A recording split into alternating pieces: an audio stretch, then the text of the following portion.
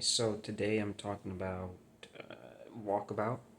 This is episode 5, the first of many Jack flashbacks that we will get throughout the show. Uh, and again, it's just another strong episode. I think the thing that kind of works well with this episode is that it's almost framed as like some type of conclusion. I mean, obviously, it's no conclusion, but if you were to like break this season into chunks, you could very much consider this like a first chunk, right? Like you get like 24 episodes, almost 25 episodes.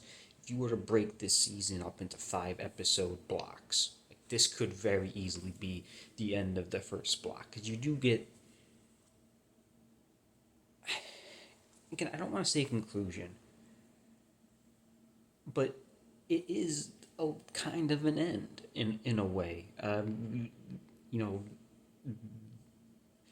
our characters are really beginning to settle a little bit more in this on this island. Last episode they had the food situation sorted out, at least temporarily. Uh, and now they have the water situation sorted out, which is much more pressing, of course, obviously. And it's also kind of a conclusion for Jack. Again, not a conclusion. That's not the best word, but Jack's story does reach a point as well. He's much more accepting of the position of leader that he's found himself, and he's never truly going to be,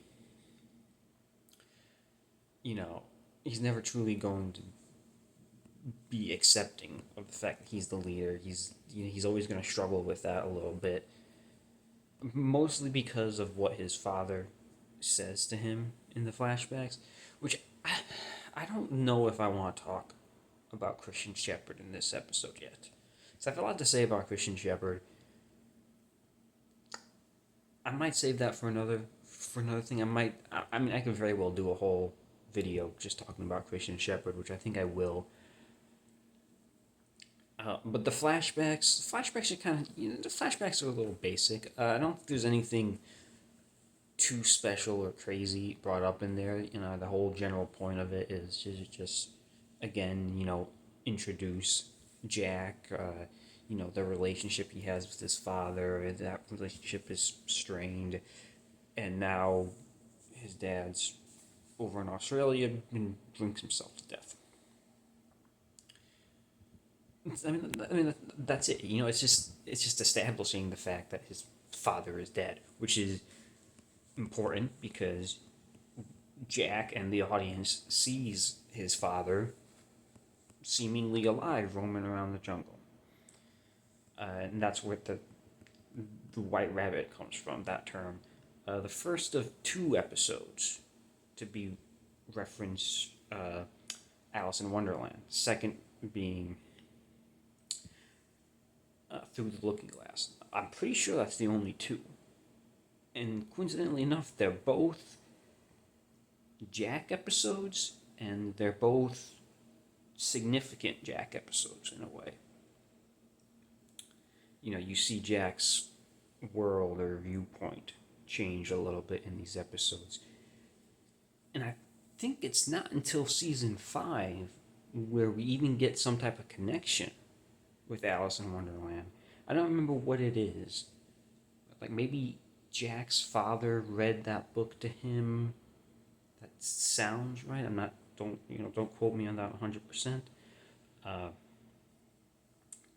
but yeah, Alice in Wonderland obviously has some type of connection to Jack with these 2 episodes, and then we elaborate on that further. I wonder what.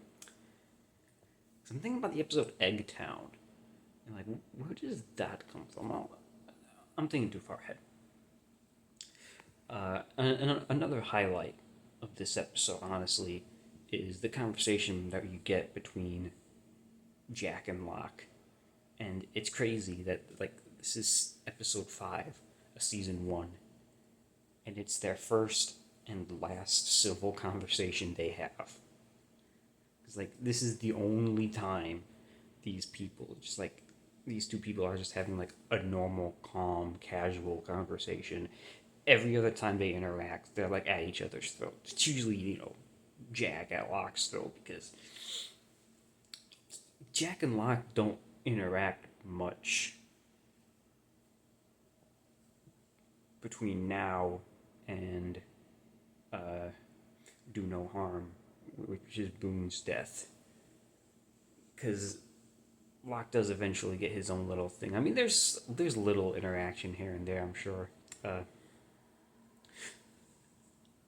I did end up contradicting myself or messing up in the previous episode because I mentioned how we're not gonna get the life and death theme until Do No Harm, which I just mentioned, but we actually do get this. This is actually the first episode we get the life and death theme. You hear it twice. You hear it when Jack finds the coffin, which that's like almost like a variant because they got some other stuff going on there. It's more like dark, I want to say, and then you get the life and death theme when they're passing out the water, and you see it again in you hear it again in All the Best Cowboys Have Daddy Issues, and then you hear it in Do No Harm. I think Do No Harm, we always associate that with life and death because it's so full front, like these are like variants or kind of subdued, there's dialogue over them. But this is the first time we hear the life and death theme. Uh, yeah. What else? Anything else that I can think of that's worth talking about this episode? You get you get the water storyline. We're running out of water. It goes missing. Joanna drowns. That'll come up again in the future, like one more time. No one really cares about Joanna. But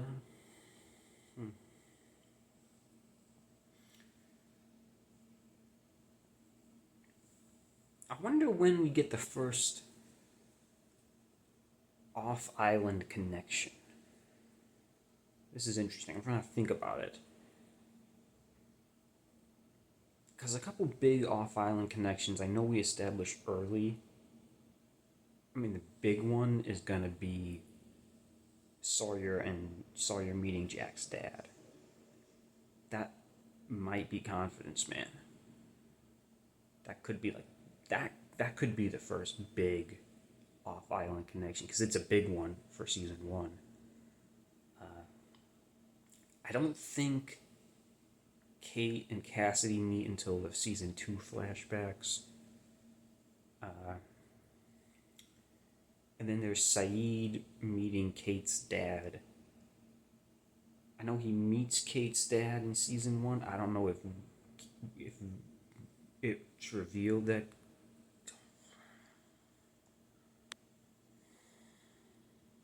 It might be revealed that that's Kate's dad. It could be Born to Run. Or it could be what Kate did. That's interesting because what Kate did would be season 2.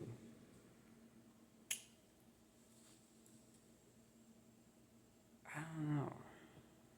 But there's obviously other small connections, which we haven't. I don't think I've missed any small connections. Like, there's at some point, Sun is watching Hurley on or not watching, but like Hurley is on the TV in the room while Sun is also in the room in one of her flashbacks. I couldn't tell you the episode that is. That's such a minor thing. You get Sawyer hooking up with the lottery girl that reads off Hurley's numbers, who is Michael Farino's wife in real life. That's just a minor connection as well. But that's something I'm gonna have to look out for. I'm gonna have to look out for what's the next. It's the first real major or even minor off-island character connection that we get. It's probably Jack and it's probably Sawyer meeting Christian Shepherd. That would have happened in Outlaws too, which is the Robert Patrick episode. I don't think it's ever been referred to as that, but that's when Sawyer goes to. We actually see Sawyer in Australia there to kill Frank Duckett, who he thinks is the person responsible for his parents' fate. And he gets almost sort of a pep talk from Christian Shepherd to go through with this murder. But yeah, I don't know. I kind of lost the plot there a little bit and wandered on. But yeah. So overall, again, another solid episode. One more thing I wanted to mention. This is officially day 6 on the island, and it ends with the 6th night. So that's a little biblical as well, because from what I remember, I don't know what happens. I don't know what comes next. It's either Sun or Charlie that comes next. I think it might be. Either way, I think it might be a little biblical reference, because I think the next episode things are a little calmer for the characters, right? It's not fighting for their lives here, so which could very much be, on the 7th day God rested and whatnot. So on the 7th day our characters get to rest. But I, for the life of me, am blanking on what comes next. It's either the Moth or Rising Sun. And if it's the Moth, then it's not really a calm episode, because you get that cave in. I think it's the Moth. I don't know. I don't know how this ended up being my longest one so far, but yeah. This is also the first time I don't know what episode I'm talking about next. Usually I end it with we're talking about this episode next time, I'll see you then. But yeah, we're talking about something tomorrow, and I guess we'll find out together, and I'll see you next time.